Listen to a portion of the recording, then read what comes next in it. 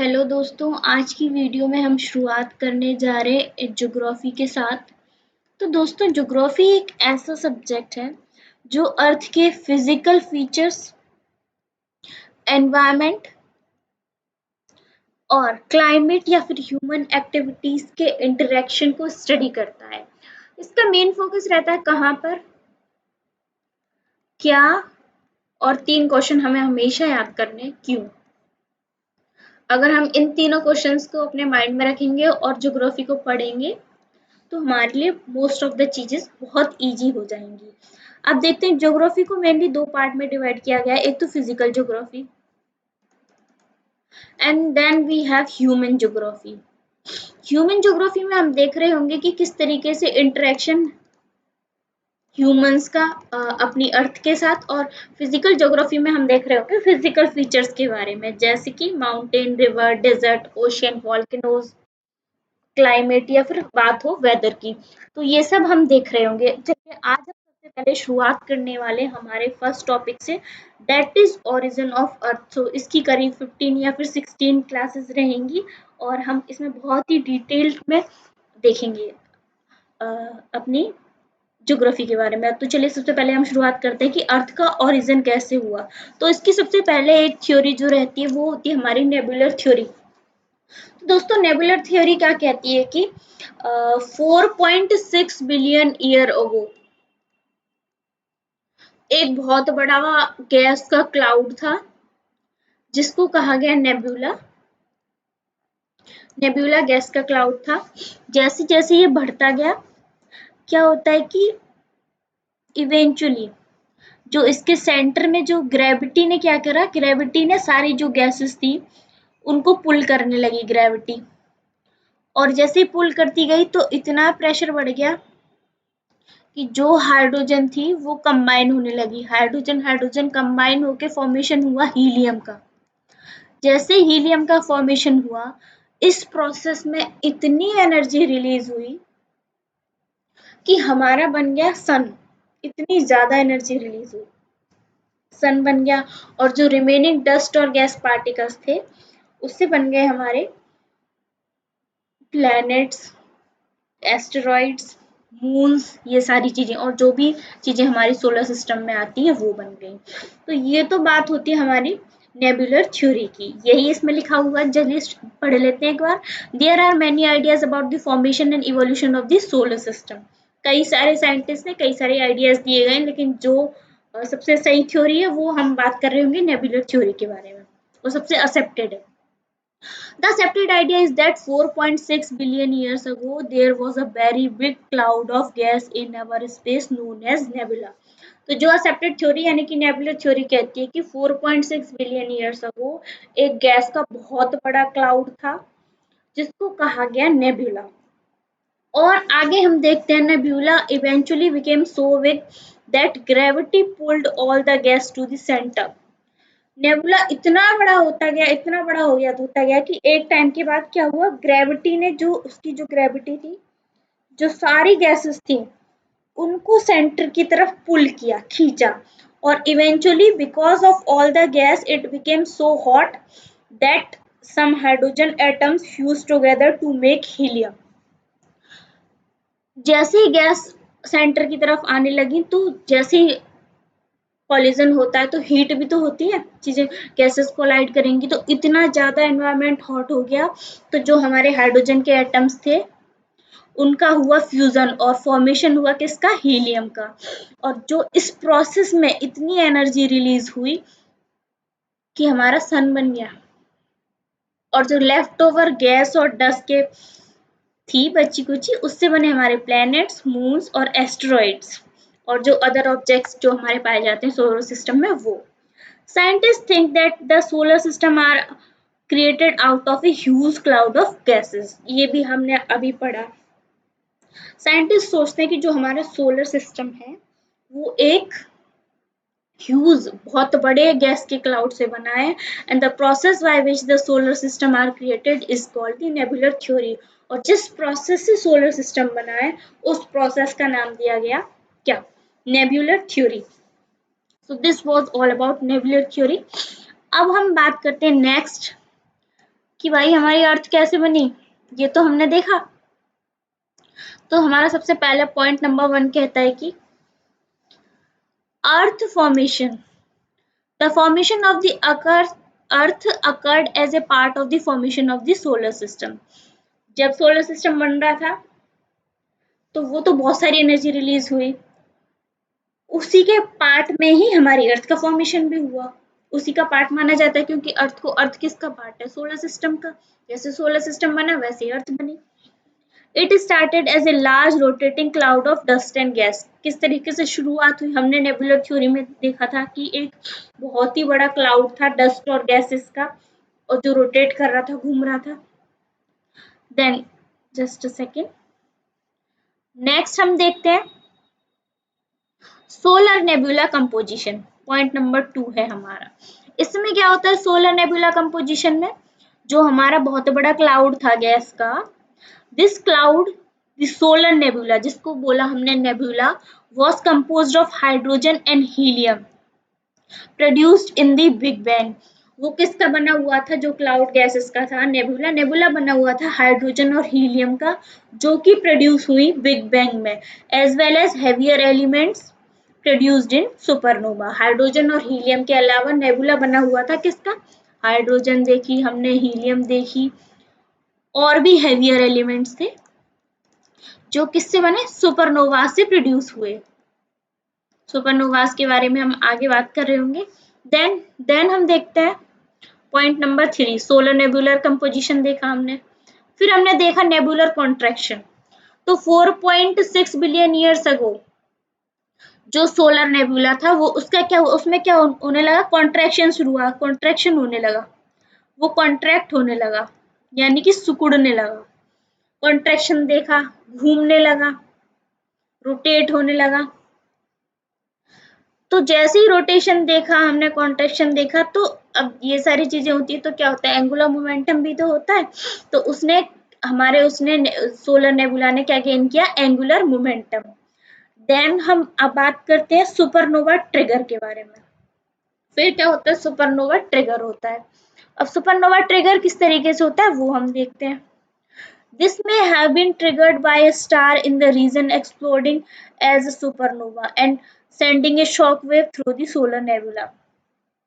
ये ऐसा माना जाता है कि क्या होता है कि कोई स्टार किसके द्वारा ट्रिगर हुआ सुपरनोवा, किसी एक स्टार के द्वारा जो उस रीजन में था, और उसने क्या क्या सोलर नेबुला को क्या दी, सोलर वेव दी। तो ये हमने देखा सुपरनोवा किस तरीके से ट्रिगर हुआ, स्टार ने शॉक वेव दी, शॉक वेव दी स्टार ने। देन हमने देखा पॉइंट नंबर 5, डिस्क का फॉर्मेशन हुआ। डिस्क फॉर्मेशन में क्या होता है, as the cloud rotated it became a flat disc. जैसे क्लाउड रोटेट होना शुरू हुआ, ये एक तरीके का फ्लैट डिस्क की तरह बन गया, और perpendicular to its axis of rotation, जिस एक्सिस पे ये घूम रहा था उसके perpendicularly. And most of the mass, और जो मैक्सिमम मास था वो क्या हुआ, बीच में आने लगा, बीच में सिकुड़ने लगा। और जैसे ही बीच में आया तो क्या हुआ, जैसे ही कोलिजन होने लगता है तो हीट अप होने लगती है वो सारी चीजें। देन हम देखते हैं कि मैटर कंडेंसेशन, जब कॉन्ट्रैक्शन हुआ मैटर का, फिर मैटर कंडेंस भी होगा। Meanwhile the rest of the disc begin to break up into rings with gravity causing matter to condense around the dust particle. जो रेस्ट ऑफ द डिस्क, जो disc के और जो बचे कुचे जो फ्रेगमेंट्स थे वो क्या होने लगे, वो रिंग्स में टूटने लगे। और क्या होता है, जो ग्रेविटी होती है हमारी, ग्रेविटी क्या कर रही थी, जो डस्ट पार्टिकल्स थे उनको कंडेंस कर रही थी। मतलब डस्ट पार्टिकल्स आपस में पास आ रहे थे, डस्ट पार्टिकल्स भी पास आ रहे थे। फिर हम देखते हैं फ्रेगमेंट कॉलिजन देखा हमने। फ्रेगमेंट कॉलिजन में क्या होता है, फ्रेगमेंट कॉलिजन में देखा small fragments collide to become larger fragments.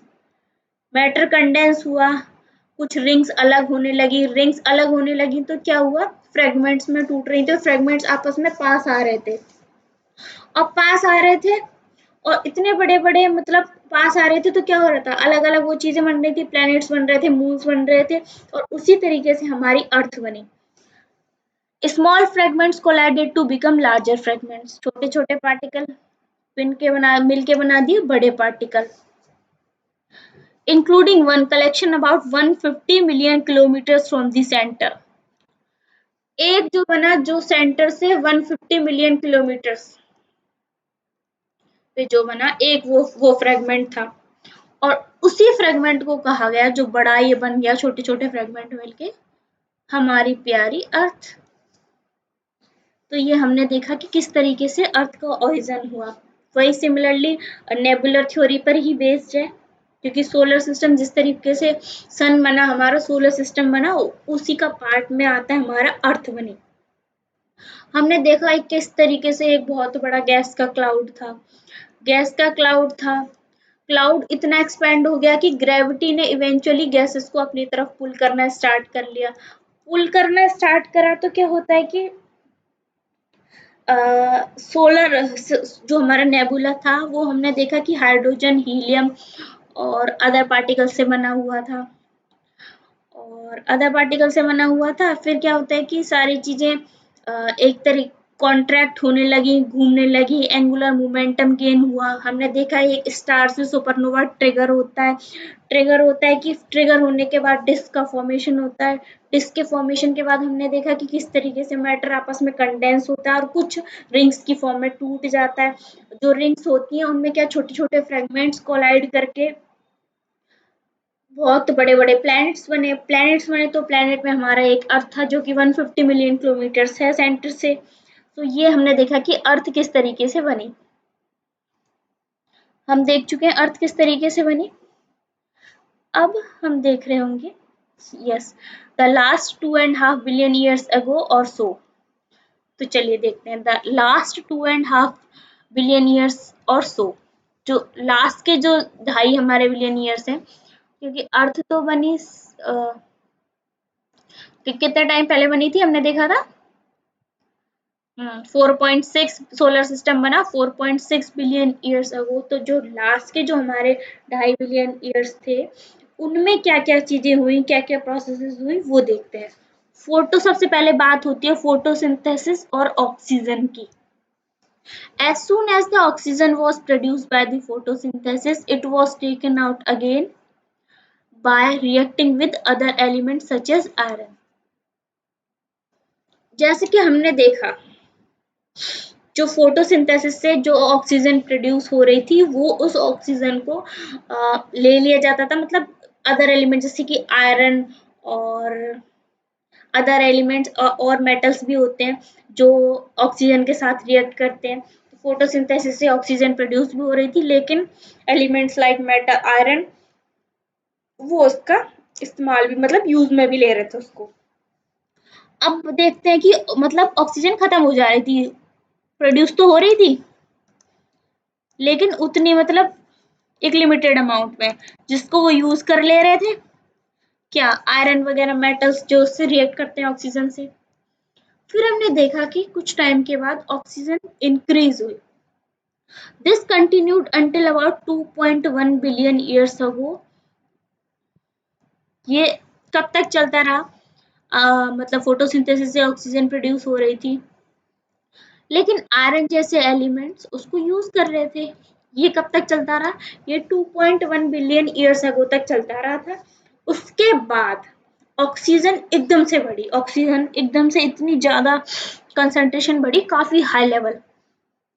जैसे ही ऑक्सीजन बढ़ गई, ऑक्सीजन बढ़ गई तो हमने देखा क्या देखा? हमने देखा कि ओजोन लेयर का फॉर्मेशन हुआ। As oxygen levels built up and then the ozone layer was formed which started to filter out harmful UV rays।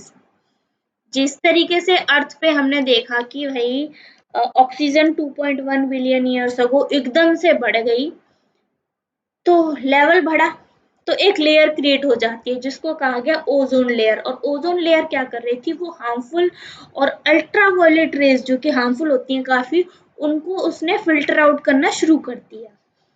जिस तरह जब भी हार्मफुल रेज का फिल्टरेशन होना शुरू हुआ फिर क्या होता है? जब हार्मफुल रेज ही नहीं आएंगी तो ऑर्गेनाइज्म का इवोल्यूशन देखने को मिला। This allowed the evolution of new living organisms in the shallow seas. सी में समुद्र के जो मतलब शैलो मतलब जो कम डीप हो उसको कहते हैं शैलो सी शैलो। तो मतलब हमने देखा कि अगर हमारी ओजोन बन गई, ओजोन हार्मफुल रेस को अंदर नहीं आने दे रही थी, अंदर नहीं आने दे रही थी, तो ऑर्गेनिज्म का इवोल्यूशन हुआ और इवोल्यूशन से हमने देखा कि नए नए लिविंग ऑर्गेनिज्म बने। तो ये हमने देख लिया हमारे अर्थ के ओरिजिन के बारे में। तो इस वीडियो को हम यहीं तक रखते हैं। अब नेक्स्ट वीडियो में हम बात करेंगे अर्थ के सोलर सिस्टम के बारे में। So this was all about this. Thank you. अगर आपको मेरी वीडियो अच्छी लगी, मेरे एफर्ट जेन्युइन लगे, तो आप मेरे चैनल को लाइक शेयर एंड सब्सक्राइब करना मत भूलिएगा।